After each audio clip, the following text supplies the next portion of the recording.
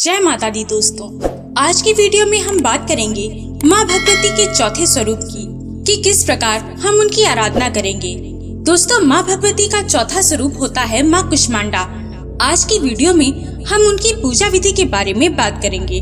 उनका स्वरूप क्या है ये जानेंगे, किस प्रकार से उनका ध्यान करना चाहिए, कौन से वस्त्रों को धारण कर उनकी पूजा करनी चाहिए, कौन से मंत्र का जाप करना है, माँ को क्या भोग लगाएं। इसके साथ ही माँ कुष्मांडा की कथा क्या है और आज हमें कौन से विशेष उपाय करने हैं जिससे कि माँ कुष्मांडा की कृपा हमें प्राप्त हो जाए और हमारी जीवन की सारी परेशानियाँ दूर हो जाएं। और जो भी आपकी कोई विशेष कामना हो, जिस भी कामना से आप माँ की पूजा कर रहे हैं, वह कामना जल्दी पूर्ण हो।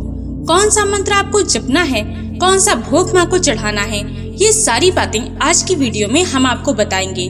तो आपको क्या करना है, आइए जानते हैं। सबसे पहले बात करते हैं कि नवरात्रि के चौथे दिन माँ कुष्मांडा की पूजा किस प्रकार से आपको करनी है। जैसे आप पहले दिन से पूजा कर रहे हैं, वैसे ही आपको आगे भी नवरात्रि की पूजा करनी है।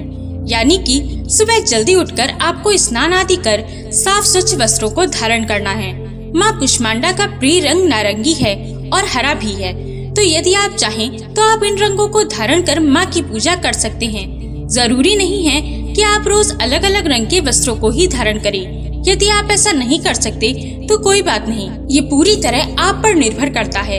आप लाल या अन्य किसी हल्के रंग के वस्त्र ही धारण करें। बस आपको इस बात का ध्यान रखना है कि पूरी नवरात्रि आप काले या नीले रंग के वस्त्र ना धारण करें। तो स्नान आदि से निवृत्त होकर आप साफ स्वच्छ वस्त्रों को धारण कर सूर्य देव को जल दें और फिर अपने घर के पूजा घर में आ जाएं, जहां आपने माँ की चौकी स्थापित की है। और इसके बाद पूरे भक्ति भाव से सभी देवता जो आपके घर में चौकी पर विराजमान हैं, उन्हें पूरे सच्चे भाव से प्रणाम करें। उसके बाद अपने आसन पर बैठ जाएं और गंगा जल लेकर स्वयं की पूजा का सारा सामान आपको शुद्ध कर देना है।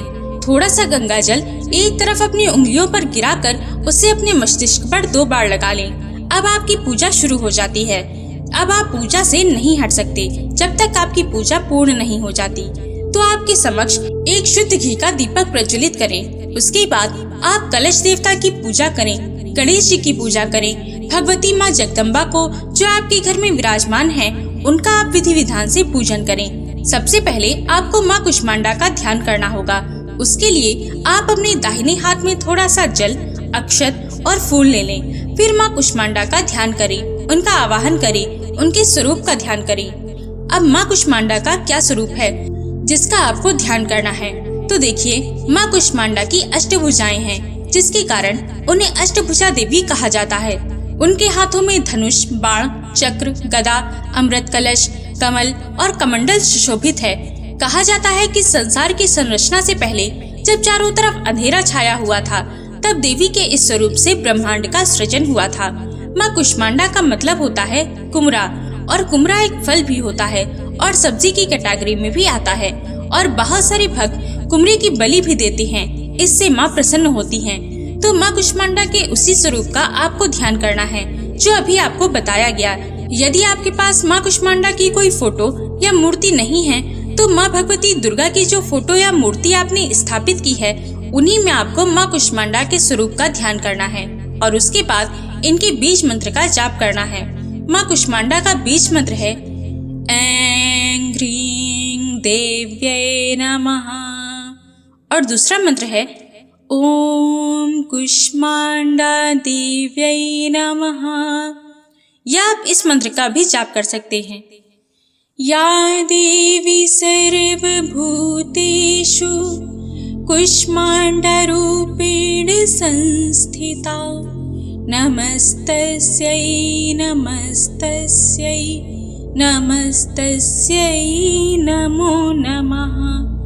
तो इनमें से आप जिस भी मंत्र का अच्छे से उच्चारण कर सकते हैं, उनका उच्चारण करें, माँ का आवाहन करें, ध्यान करें। इसके बाद जो आपके हाथ में अक्षत और फूल है, इसे माँ के चरणों में अर्पित कर दें और उसके बाद विधि विधान से माँ की पूजा करें, आराधना करें। उन्हें अक्षत, फल, फूल, दीप इत्यादि एक एक कर अर्पित करें। अब बात करते हैं कि माँ का प्रिय भोग क्या है, उन्हें क्या अर्पित करने से वे प्रसन्न हो जाती हैं। तो देखिए, माँ का प्रिय भोग जो है वो है मालपुआ का भोग। आप चाहे तो हलवे का भोग भी लगा सकते हैं। इसके अलावा आप फलों का, मिठाइयों का भोग लगा सकते हैं।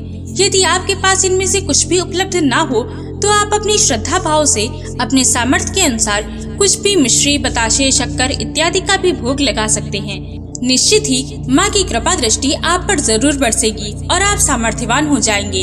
यदि पुष्प की बात करें तो माँ कुष्मांडा को लाल पुष्प बहुत प्रिय है, तो आप चाहें तो उन्हें लाल गुड़हल, गुलाब, जो भी लाल फूल आपके पास है उसे माँ को अर्पित कर सकते हैं। यदि आपके पास पीला फूल है तो उसे भी अर्पित कर दें, माँ प्रसन्न हो जाएंगी। जब आप माँ को ये सब अर्पित कर दें, उन्हें धूप दिखा दें, उसके बाद आप माँ के बीज मंत्रों में से किसी भी मंत्र का 11 बार, 21 बार या जितने आपकी मन है उतनी बार आप इस मंत्र का जाप करें। इसके बाद आपकी जो पूजा है जिसमें आप सप्तशती का पाठ कर रहे हैं या फिर कोई मंत्र जाप इत्यादि कर रहे हैं तो उसे आप कर लें। इसे आपको पूरे 9 दिन करना है। उसमें आपको इस बात का ध्यान रखना है कि जो अधिष्ठात्री देवी हैं, जो स्वरूप है माँ का, उसका ध्यान करें और उनके बीज मंत्र को कम से कम 21 या 11 बार जाप करें। उसके बाद आप बाकी की पूजा कर लें। जब पूजा हो जाए तो आप फिर कपूर और लौंग से माँ की आरती करें। इसके बाद आपने जो भी कामना या इच्छा से माँ की पूजा की है उस कामना को माँ से बोल दें। उनसे कहें, हे माँ, मैं पूरी समर्पण के साथ आपकी भक्ति कर रही हूँ, मेरी इस कामना को पूर्ण करें, मेरी पूजा स्वीकार करें। माँ आपकी सच्ची भक्ति और पूजा से प्रसन्न होकर आपकी कामना अवश्य पूर्ण करेंगी, आप पर अपनी कृपा दृष्टि अवश्य बरसा देंगी। इस प्रकार से प्रार्थना करने के बाद हमसे जो भी जाने अनजाने भूल हुई है उसकी क्षमा याचना अवश्य करें। इसके बाद आपकी पूजा पूर्ण हो जाती है। तब आप थोड़ा सा जल लेकर आसन पर छिड़क दें जहां आपने पहले जल डाला था। उसके बाद अपनी दोनों उंगलियों से इस जल को अपने माथे पर 2 बार लगा लें। ऐसा करने से क्या होगा कि आपके द्वारा की गई पूजा का संपूर्ण फल आपको मिल जाता है। दोस्तों, माँ कुष्मांडा को पीले रंग के पुष्प अर्पित करने से रोगों से मुक्ति मिलती है, स्वस्थ जीवन की प्राप्ति होती है। और यदि आपकी जन्म कुंडली में सूर्य किसी प्रकार से कमजोर स्थिति में है तो इस उपाय को करने से सूर्य बलवान होता है और अच्छे स्वास्थ्य के लिए आप एक और उपाय कर सकते हैं। यदि आपके पास पीला कमल का पुष्प नहीं है तो आप माँ कुष्मांडा को हरी इलायची और सौंफ पूजा के समय ही अर्पित कर दें, किसी पात्र में रखकर। और जब आप पूजा करें तो मंत्रों से वह सब अभिमंत्रित हो जाता है। तो पूजा के बाद परिवार के सब लोग इसे मिलकर ग्रहण कर सकते हैं। इस उपाय को आज के दिन करने से आपको सभी प्रकार के रोगों से मुक्ति मिल जाती है। बच्चों की स्मरण शक्ति कमजोर है, पढ़ाई में कमजोर हैं, तो इसे देने से उनकी स्मरण शक्ति तेज हो जाती है, सूर्य मजबूत होता है, उनके आत्मविश्वास में वृद्धि होती है। यदि घर में किसी प्रकार का कलह क्लेश है तो वह दूर हो जाता है।